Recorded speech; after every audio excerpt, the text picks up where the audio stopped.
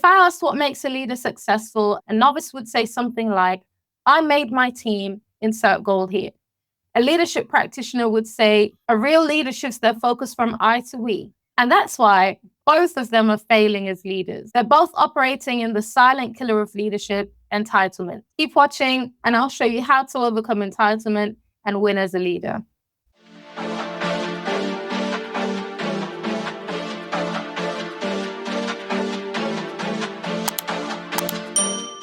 Entitlement is a silent killer of leadership. It creeps in when we least expect it, clouding our judgment and eroding the very foundation of what it means to lead effectively. And if you don't conquer it, you will fail as a leader. Entitlement is an attitudinal belief that you inherently deserve the thing without earning the thing. You want the privilege without the effort. You want the success without demonstrating the necessary quality. It's dangerous because it erodes certain leadership assets and replaces them with character deficits, which lead you to have a distorted view of reality. It's like the leadership version of so rich that you don't know how much a pint of milk costs. Out of touch. Entitlement takes a leadership asset like humility and replaces it with pride. You find yourself with a sense of superiority. You dismiss input or feedback from your team. You belittle the contribution of others. You take credit for team success. You boast about your achievements without acknowledging the effort of your team. It erodes a leadership asset like empathy and replaces it with callousness. You've got no empathy for your team members' personal circumstances. You'll prioritize your task over the team well-being. You'll dismiss concerns or struggles expressed by your team members. You use harsh or insensitive language. You have little regard for the impact your words and actions have on other people. Entitlement also replaces gratitude with thanklessness. You fail to express appreciation for the hard work of your team. You'll take 100% effort that they make for granted. You'll expect above and beyond as a given all the time. You'll rarely say thanks. Your focus is always on what's lacking, and you spend your time criticizing mistakes without acknowledging achievement. And I wasn't joking when I said it creeps up on you. So here are the warning signs you need to look for.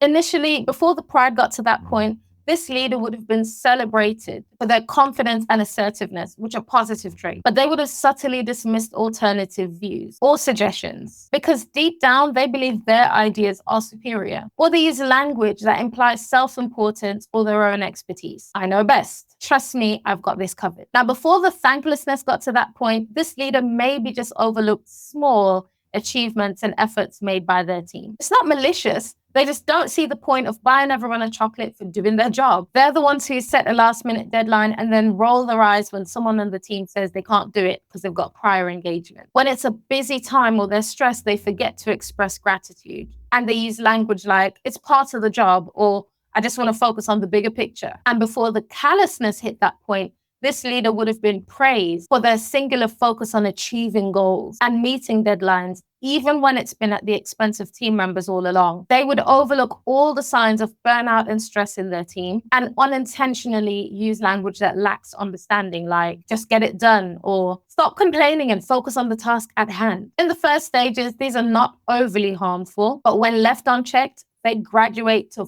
full-blown character deficits.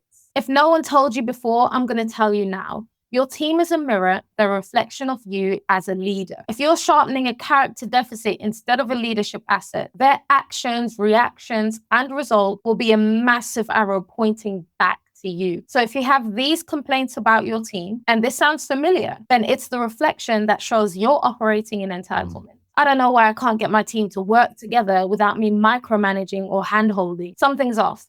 Lots of people are calling in sick, and it feels like none of them are excited to come to work. I spend half my time onboarding new staff because no one stays longer than 6 months. No one ever gives any feedback when I send out the well-being survey. All my team does is gossip and fight. It's destroying productivity. They just can't get simple things right. We lost a potential client because they didn't do exactly what I said. These guys don't know how to handle change. They can't adapt. Look, that's just the budget we have, and there's no way around it. And I'm going to order new furniture after I tell you this. People don't really go into a higher role within our company. When we need a higher role, we'll put a post on LinkedIn. If you listen to those complaints and you felt in yourself that you were kind of justifying them, or you were thinking thoughts like, well, maybe their team really is full of gossip. Everyone struggles with change, so that's not accurate. The budget for the team and the budget for the leader are separate, so The leader shouldn't have to sacrifice if the team didn't budget well enough to cover their expenses. Then I've got some bad news for you.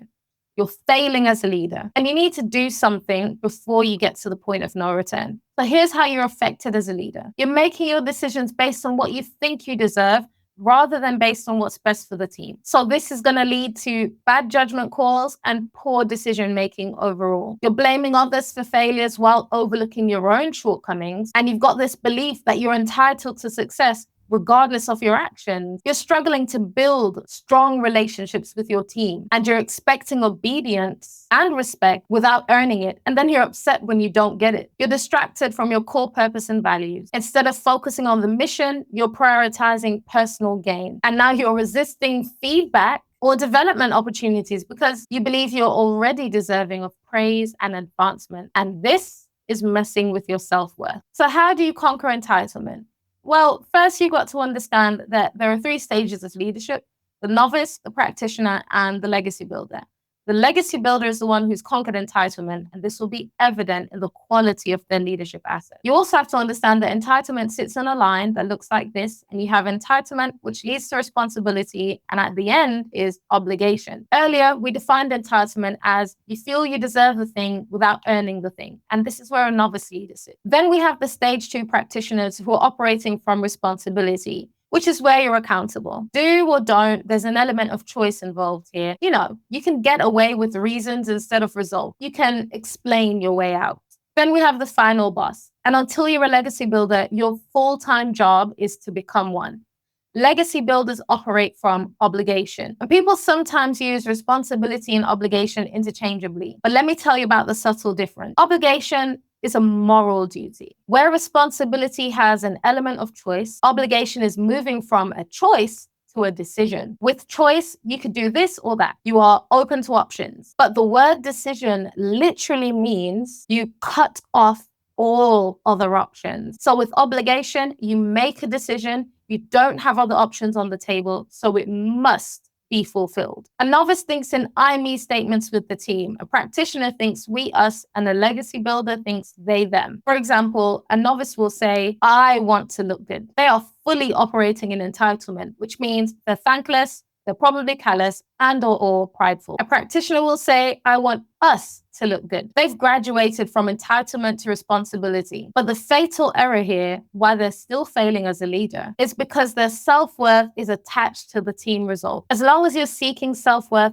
and this is outside of yourself, you're not going to be able to make the leap to the top as a legacy builder. The legacy builder would say, I want them to look good. Their self-worth isn't attached to their team or the team's result. In fact, they've ascended from seeking self-worth to earning self-respect, which is infinitely more valuable and tangible than self-worth. Now, if you're still unsure what stage of leadership you're operating from, maybe some of what I said about entitlement resonates with you, but you also think, I've overcome the majority of that. Let me help you sate your curiosity. Let's go straight to the legacy builder. Don't pass go, don't collect $100. Take the word obligation. Now ask yourself, what is your obligation to your team as a leader? And dig deeper. What is that rooted in?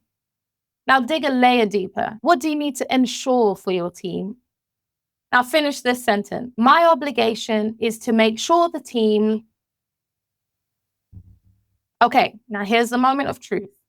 If you thought something along the lines of, my obligation is to make sure the team make me look good, novice. My obligation is to make sure the team look good, practitioner. My obligation is to make sure the team become leaders, legacy builder. That's why the gap between practitioner and legacy builder is so massive.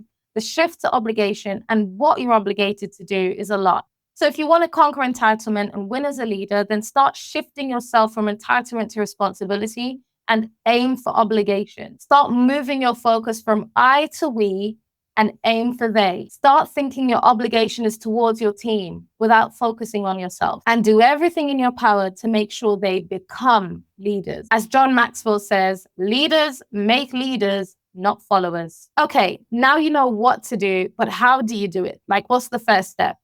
Well, the first step is you've got to learn some more. And I've recommended 2 books in the description box below on Audible. Now, if you don't already have Audible, can I just say this app is 10 out of 10, would highly recommend. It's great. For the busy leader who struggles to read without interruptions, it's a game changer. You can read in the shower, you can read at the gym, you can read in the car. So if you don't have Audible, then sign up for a trial using my link. P.S. If you do click my link, then I may get a commission. So thank you. Now, the first book is one I refer to a lot by Rabbi Lapin. It's called Thou Shalt Prosper. And it's going to help you grasp the difference between self-worth and self-respect.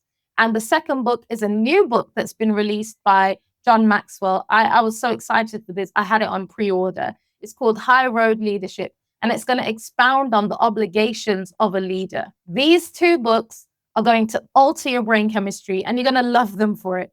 So be blessed, and I'll see you on the next one.